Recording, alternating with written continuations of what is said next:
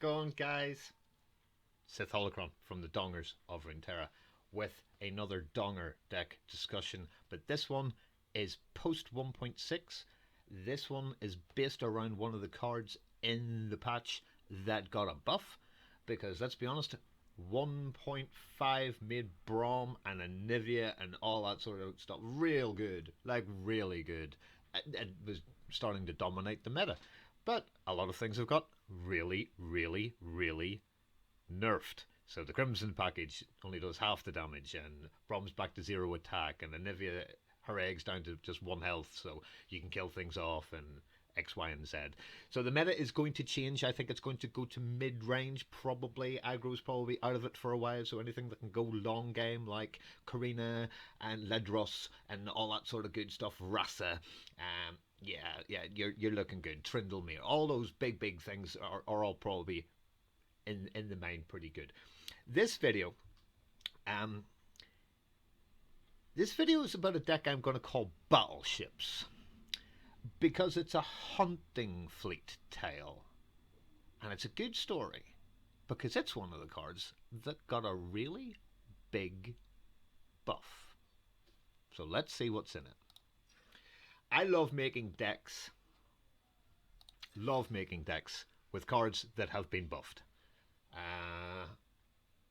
So when Darius got updone, I wanted to do something with Basilisks, and everybody hit the whole Darius thing, and Darrowing became one of the best aggro decks that has ever been seen in Runeterra. So I came up with the idea of going... I'm not a big fan of the discard mechanic, not really. I don't really want to be doing that with cards that I put into a deck for a real reason. I don't want to just be discarding them like a deep deck. Not for me. So I thought, okay, what else got really improved? And Hunting Fleet was the card that got done. So it was more expensive, and it was a 7/7, and it gives your opponent this, which has been reduced down. It's nowhere near as good. And I thought, okay. So this is the first 3 cards. It's a ship. It's Bilgewater. We're going to have Bilgewater in the deck then, and see how we get on from then. This is a really interesting card because it's 6/6. It's really good, and even if you throw that out there, it has vulnerable and elusive. So if you throw it out, when summon a Golden Narwhal for your opponent, you can just grab it, smack it, and you still, for 4 mana, got a 6/4. That's really kind of good. That's a big unit to block with and then attack with in the next round. So I thought, okay, which champions will be really good? So bear in mind we're in Bilgewater, so we're going to have to pick a Bilgewater champion. I went Fizz, no, because I have a Fizz Ezreal deck, which is really good. And went, ooh, Katarina. And then went, oh, well, I mean, I like the quick attack. That's quite good. But surely Draven's better? Or maybe we could play Twisted Fate. Or maybe Misfortune. So the long and the short of it is, I went for, as you can probably tell, I went for Draven and Misfortune. Draven is one of my favourite champions in the game. His spell, the Whirling Death one, is fantastic at keeping things you don't want to die alive. You can level him up so fast with those spinning axes, and then he has 2 spinning axes to pass things across. Great champion, underused, and I really fell in love with him in the Darrowing deck, so that's why he was the first one. I started running this just with him, and then realised Misfortune would fit in here real well, like really well, because every time you attack, you're doing something, so a little bit of help will be all kind of good. And then if you've attacked 4 times, she hits everything for 3 instead of 1, including the Nexus and all battling enemies and yada. Misfortune's amazing. She is so good. So those are our 2 champions. Really strong early game. They both cost 3. They're really strong late game as you go through round 6, 7, and 8. This deck can normally finish it off an opponent by round 8, which is good. How does it do that? Well, let's take our wee thing. So we have Draven's biggest fan, only ever a 1-of. Puts him to the top of the deck, brilliant. So it's a cheaper entreat, And you get a 2/1 unit as well. Costs a mana. Brilliant. Happy days. But it's your only thing that costs 1. If you don't get it, bear in mind that if you play this deck, you're going to be doing stuff on 2, either defending or attacking. Wait and see, depending on where the attack token actually is. I always try and put synergy into decks. If it's elusives, I want all elusives. If it's fearsome, I want all fearsome. If it's overwhelm, I want overwhelm. This deck is a vulnerable deck. I want things to just be able to go, come here, come here, come here, smack, smack, smack, dead, clean the board, rush out, win. And it's working really well so far. So, I think Hired Gun's one of the best 2-drops in the game. It's definitely in the top 3, in my opinion, especially with the nerf now to elusives and other things, and the Noxus cards not being quite so good. Hired Gun is fantastic. Strongest enemy, vulnerable, come here, smack it, all good. Superb, really well statted, 2/3, an automatic 3 of. And then I thought, okay, well, let's have a look here. We've got Draven and we've got Misfortune. So Legion Drummer, well statted for 2, 3/2, the opposite of the Hired Gun, 2/3. This is a 3/2, really good at attacking. And support is a bit like Kato the Arm, giving +3, a bit like War Chiefs, giving 1/1.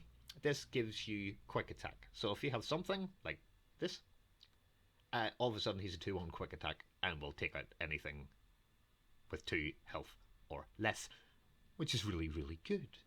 And so obviously we have our Draven, and obviously we have our Misfortune.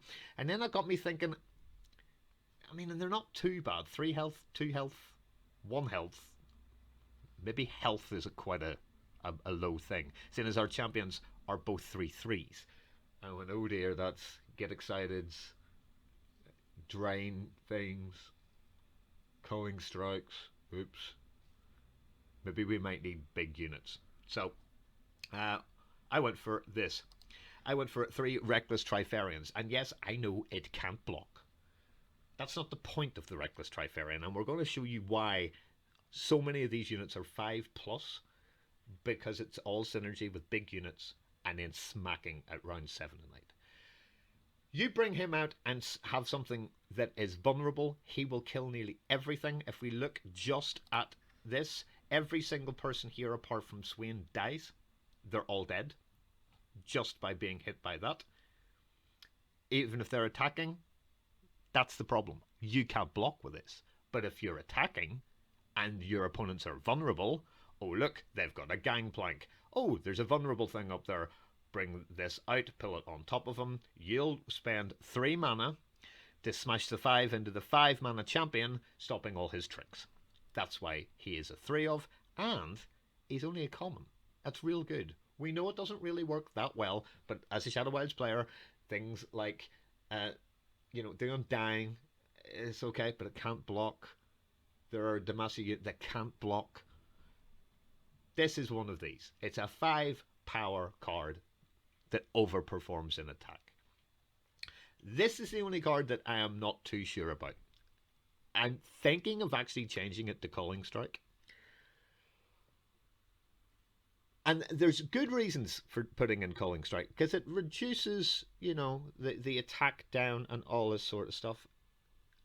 And I've been going in between, flipping and flowing. And it's only marginal. But Vision that gives all allies +1, especially if you're making things vulnerable, which we have a lot of ways to be able to do. Do I really, really, really want to remove those characters, or do I want to bring them in, smash them, hold my board state, break most of theirs, and then go again? Well, we have tricks that we can do that to go again. So Vision is in there, but it's only a 2 of. I can't justify 3 at all. I don't think it's a good enough card for 3 mana, but it's not bad. There are other cards that we could put in there too. Noxian Fervor, for instance, could also be in that 3 spot. So Draven's spell is Whirling Death. Battling Ally strikes a battling ally. Phenomenal at keeping your champions alive. Phenomenal at keeping things you don't want to be dead. alive, phenomenal for killing other things that are going to kill something of yours and kill them before they kill your unit is really, really excellent. So yes, you could maybe let a small thing like the hard gun die because it attacks it, and then the unit that you're actually blocking with kills it off. It's the whole thing of being able to pull units to the units that you want is fantastic, and I will explain that quite quickly as we go through the deck. So that is pretty much everything up to 3 mana, and then after that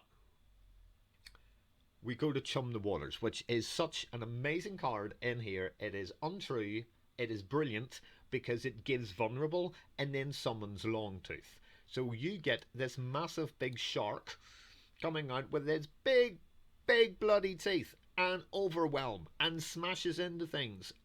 It's brilliant. And the fact that it's not give it the strongest vulnerable or stun the weakest like the Minotaur. This is you're vulnerable, come here, smash.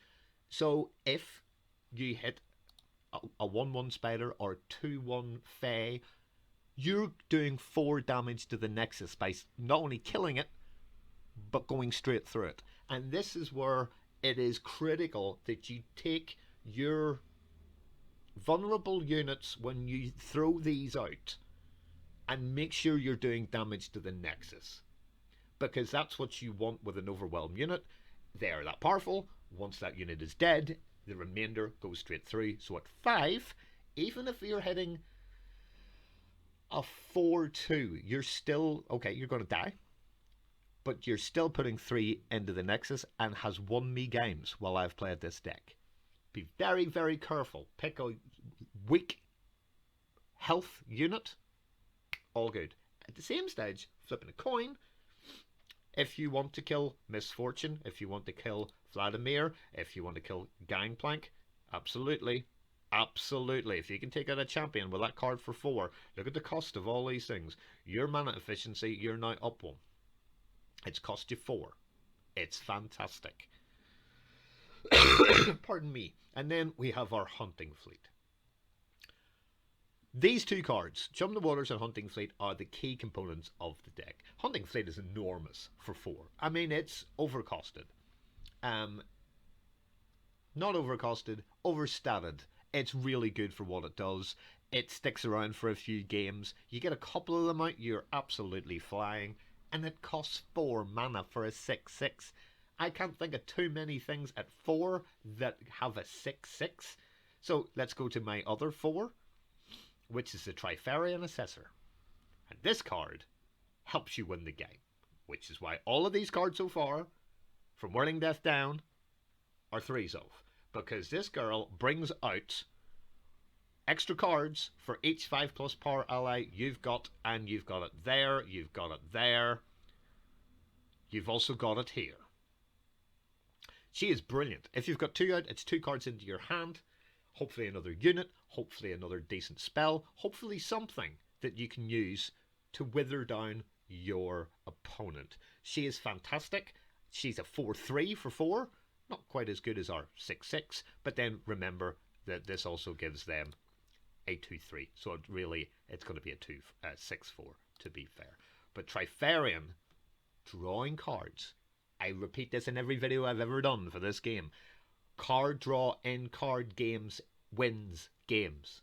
Going through your deck really helps. That's why Shadow Assassin was such a brilliant card, because it drew you one as soon as you summoned it. Kato the Arm was a card that was hardly played at all. Not at all. So earlier I was speaking about Dowering, so that's Darius and the Harrowing deck, the aggro Crimson package that was all over the meta, which you're hardly going to see anymore. But coming to the end of it, people were getting a little bored playing the same deck, and literally replaced Darius with Kato the Arm. Well, why? Well, it's very simple. It's 1 mana less. It's a 5-4. It's very closely statted to Darius. But he gives his supported ally a +3 attack and overwhelm. Bonkers good. Superbly good. This is so efficient. It is great. Even if he dies, you can give your Trifarian Assessor and make her a 7-3 overwhelm unit. What? What? Now, will she be stopped by everything? Of course she will. But you've still got your 5-4. You've still got your Kato. So there's another 5-4. And this is now a 7-3 overwhelm. And then maybe a hunting fleet for 6-4. That's a hell of a lot of units. Big hitting. And people don't survive things like us. Imagine the Yetis and all the stuff coming from Freljord. It's to block with them and keep you alive. It's pretty solid so far. But because we have put in the lovely Misfortune, as you can see her there, I want to scout. And I don't care it isn't 5. But it's solid for 4-4. Especially in this deck. And it is, have a look at it, it's a 3 of, because it grants an enemy vulnerable. Again, you pick the enemy, you make it vulnerable, you can kill it. Attack with it once, levels up Misfortune once, attack again on your turn. Do that 4 times. Misfortune is now smashing everything from heaven and earth. And you've won the game. It's the only scout in the deck though, which is why it's a 3 of. Is it efficient? It's very efficient in this deck. Is it efficient in other decks? It can be. But I think this one's got a home in Battleships. So that's why it's a 3 of. And then we'll go down to the last couple of cards in the deck. Citrus Courier is just absolutely brilliant. If you have Misfortune out, we don't really have elusives or anything silly like that. But Misfortune will plunder you every single time, even if it's just one. You're plundering. If you plunder, this heals every single ally that you've got. It heals your Nexus 3, and then you can rally. If you don't think this is worth 6 mana, you're bonkers. This is brilliant. I'm only running 1 because you only need the 1. You want a wide board state of big solid units. You want to throw things out, get something through, and then drop this for 6. Heal every single ally you've got. Heal your Nexus 3 and then rally. Let's put this into perspective. Demacia has a card that allows you to rally. It costs 3. The Kindly Tavern Keeper costs 3. You can heal 1 ally or your Nexus 3. That's 3 as well. Put those together is 6. Here we're healing every ally and your Nexus and rallying for the same cost. So mana efficiency, this card is bonkers, but it's not that good that you need more than the 1 of. And the reason we don't need a 1 of is because I wanted 2 other cards to also be a 2-1, and these are the other cards. Sheriff Lardiat Rose. Damn, this girl, she hot. For this deck, she's the second best thing in the deck. This, when I'm summoned, everything's vulnerable. Not just one thing. Your entire board is now vulnerable. Which by the time that you're putting this out on round 6 is disgusting. Because you just go, let me look at my health and my attack. Okay, I attack. You come here, you come here, you come here, you come here, you come here, you come here. And you just line up your board to literally wipe out their entire board, keeping your side of the board as alive as possible.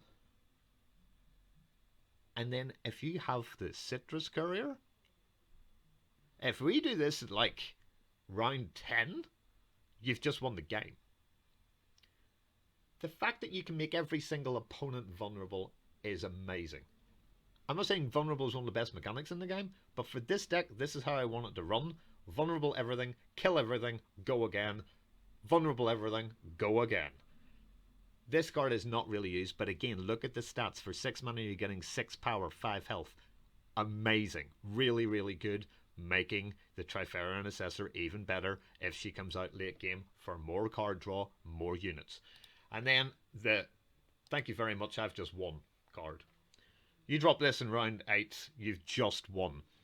This got buffed because it used to transform every single card in your hand to decimates, which all cost 5, and deal 4 to the enemy Nexus. Doesn't say that any longer. It's now create 3 extra decimates. You're at round 8. 2 turns, they're dead. It's the auto win button. It's the thank you very much for playing Legends of Runeterra. Ding! You win. You drop this, you win. There are huge arguments that I should maybe remove some of these for a second Furon or even a third Furon. At the minute, this is my deck as it currently is. So this is my Battleships deck. I really quite like it, to be fair.